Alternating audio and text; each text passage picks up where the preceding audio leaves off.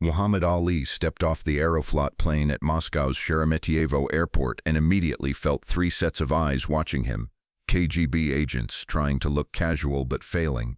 They weren't expecting him. Nobody was. Because this trip was completely unauthorized, potentially illegal, and definitely dangerous. Ali had 72 hours to do what the U.S. State Department had failed to do in 6 months. Free an American journalist from a Soviet prison.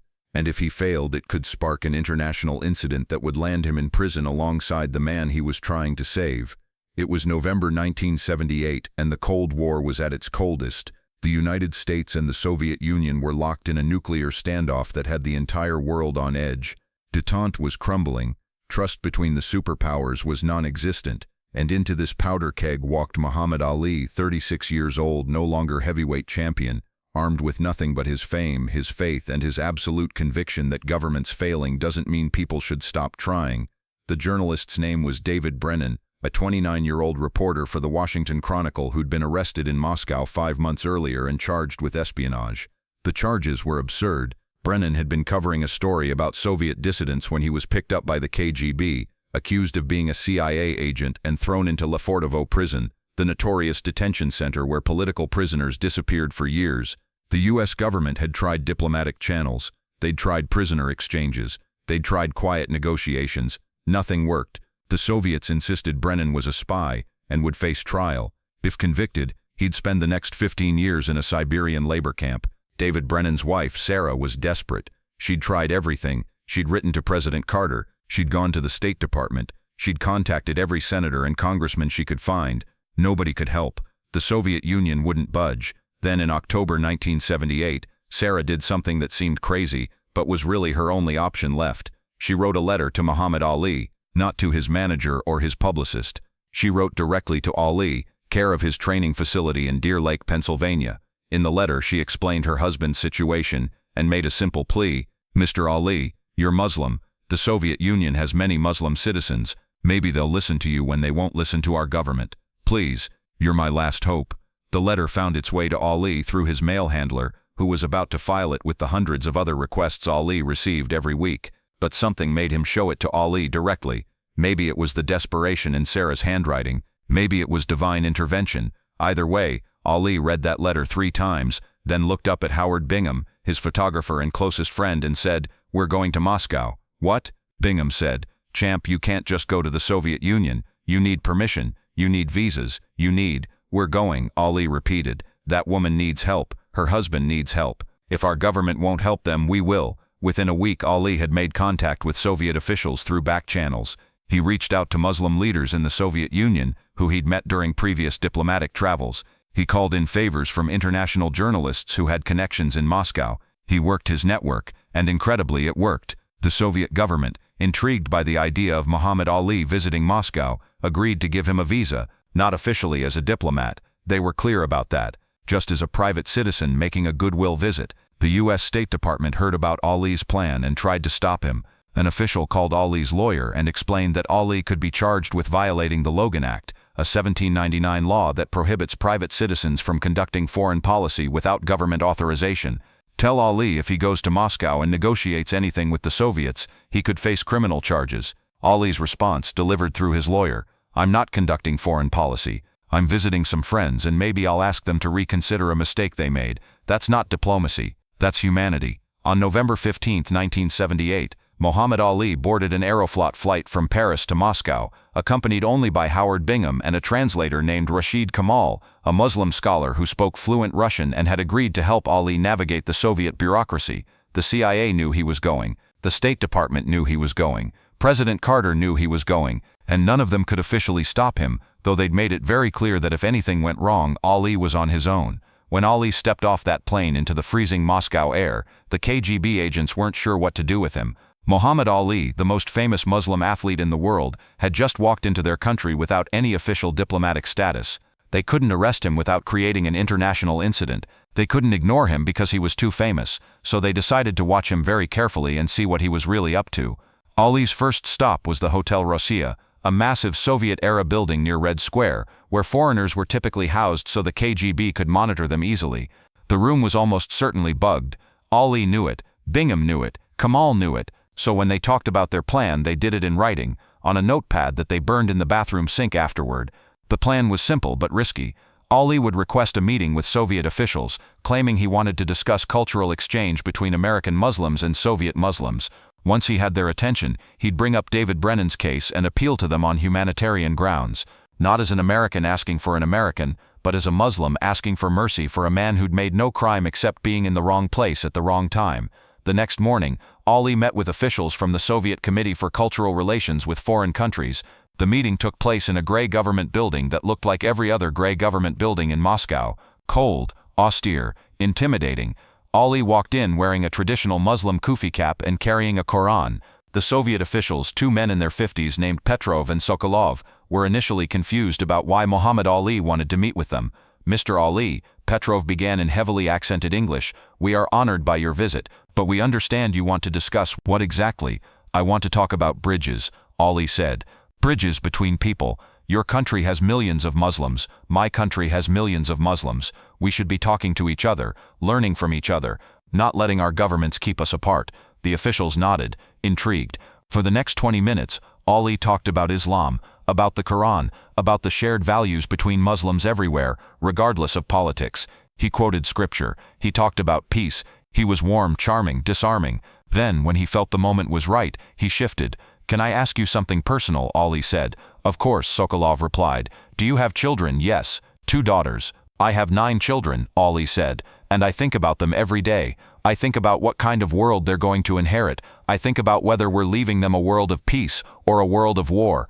And I think the answer depends on whether we can show mercy to each other." The officials weren't sure where this was going, but they were listening. "There's an American journalist in your prison," Ali continued. "His name is David Brennan. He has a wife named Sarah. They don't have children yet, but they want to. Sarah wrote me a letter. She's desperate. She says her husband isn't a spy, that he was just doing his job as a reporter. Maybe you believe he's a spy, maybe you don't, but I'm asking you, as one father to another, as one Muslim to another man who lives in a country with Muslims, to reconsider, to show mercy." The room went quiet. Petrov and Sokolov exchanged glances. This was not what they expected. "Mr. Ali," Petrov said carefully, "this is not a matter we can discuss. This is a legal issue, a security issue. We cannot." "I'm not asking you to release him because I'm Muhammad Ali," Ali interrupted gently. "I'm asking you to release him because it's the right thing to do, because mercy is more powerful than punishment, because the whole world is watching how our countries treat each other, and right now they're seeing anger and suspicion. What if they could see mercy instead?"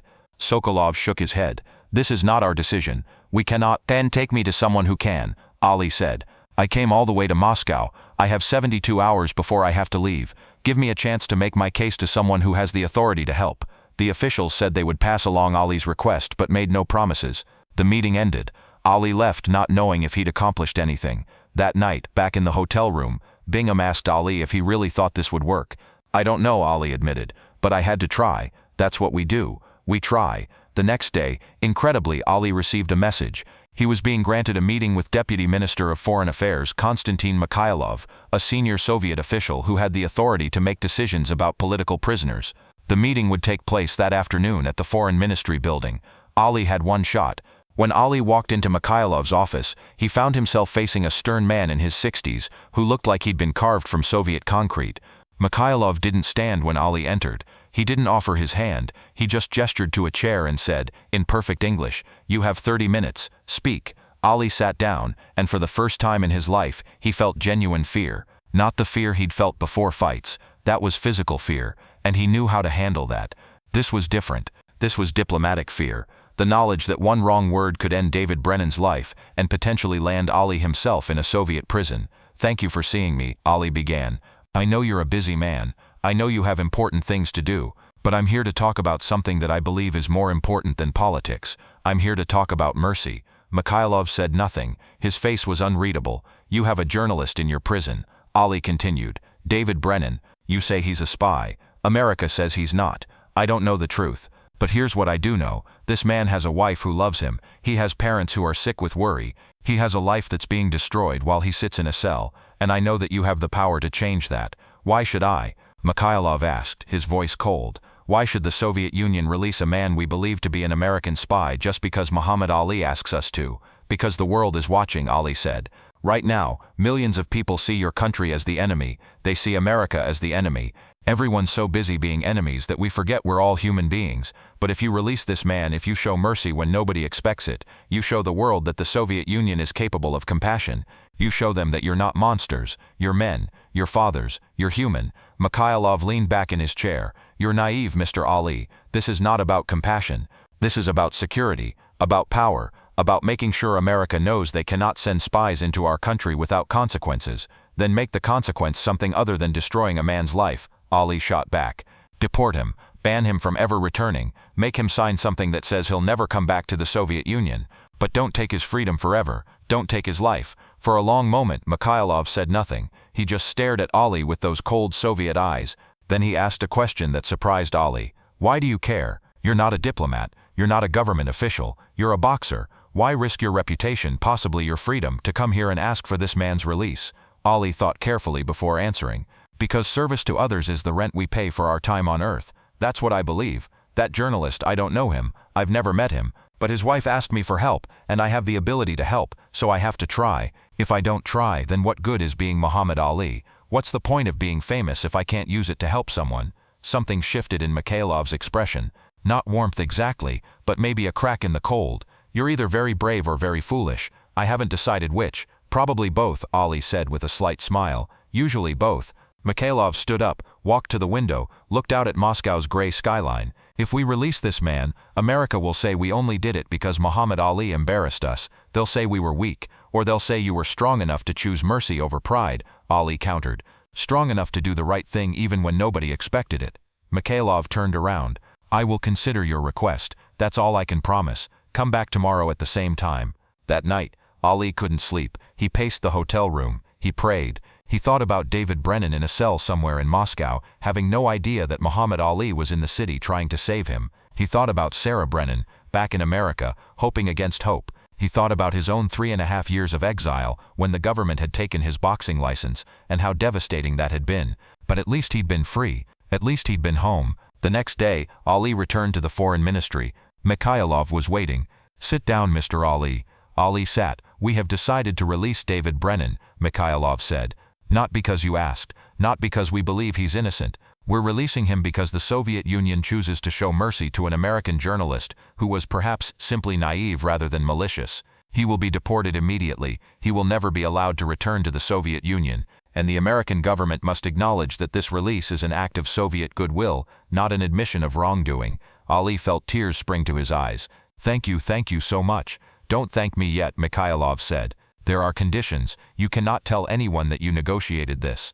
The Soviet Union will announce that we are releasing Brennan as a humanitarian gesture on our own initiative. Your involvement must remain secret. If you speak about this publicly, the deal is off and Brennan stays in prison. Do you understand? Ali understood. He wasn't doing this for credit. He was doing it to free a man.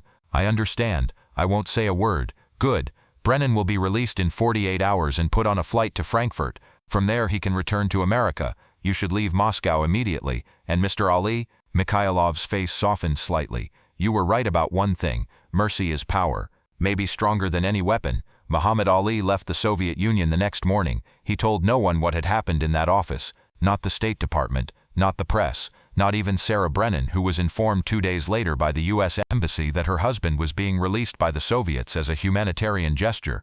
When David Brennan walked off that plane in Frankfurt and called his wife, he had no idea that Muhammad Ali had saved his life. The story stayed secret for 15 years. Ali kept his word. He never spoke about the Moscow mission publicly, but in 1993, a Soviet official who'd been present during the negotiations wrote a memoir and mentioned that Muhammad Ali had secretly visited Moscow in 1978 and successfully lobbied for an American prisoner's release. The story finally came out.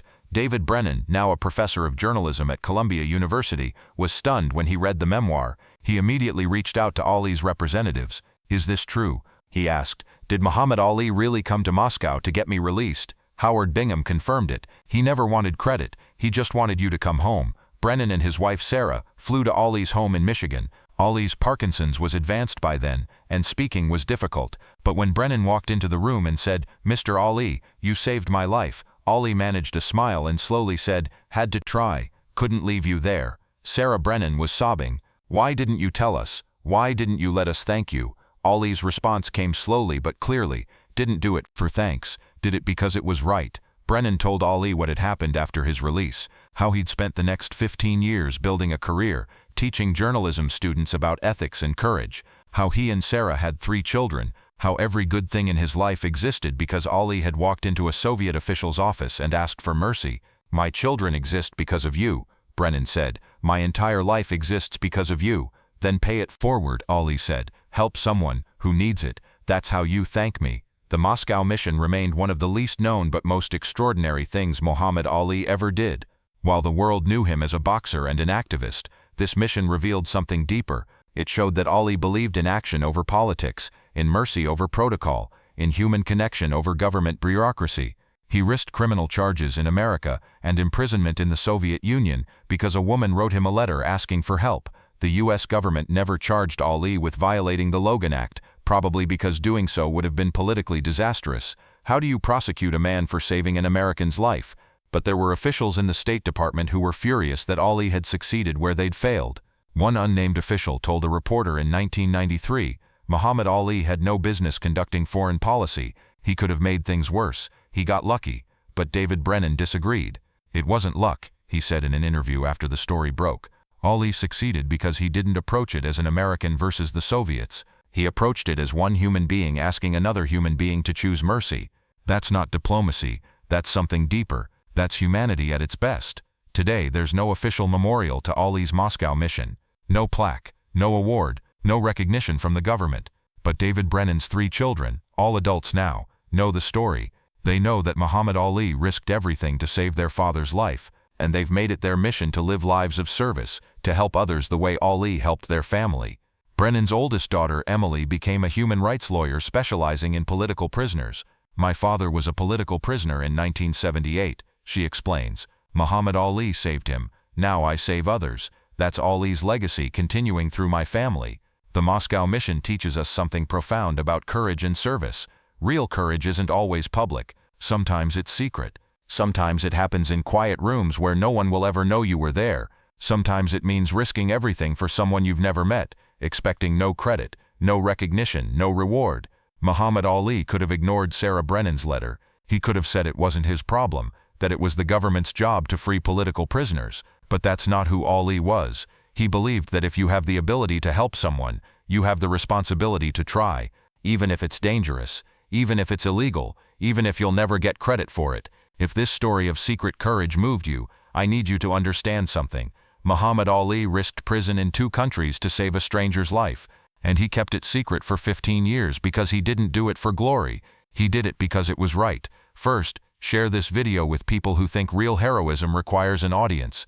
Ali's greatest act of courage had no cameras, no press conference, no credit for 15 years. That's what real service looks like, doing the right thing when nobody will ever know you did it. Second, ask yourself, would you risk everything to help a stranger? Ali faced potential criminal charges, international prison, diplomatic disaster, but a woman wrote him a letter asking for help, and he couldn't say no. That's not just courage, that's a moral compass that doesn't bend. How many of us have that? Third, subscribe and turn on notifications. Every week we share true stories about Muhammad Ali that reveal who he really was. Not the boxer, not the celebrity, the man who believed that service to others is the rent we pay for our time on earth. Comment below. Have you ever helped someone when nobody was watching, when you got no credit? Share your story of secret service. Your courage might inspire someone else. Remember Ali's words to the Soviet official, mercy is more powerful than punishment. That's true in international diplomacy. It's true in our daily lives. Choose mercy, choose service, even when nobody's watching, especially when nobody's watching. That's how you pay your rent.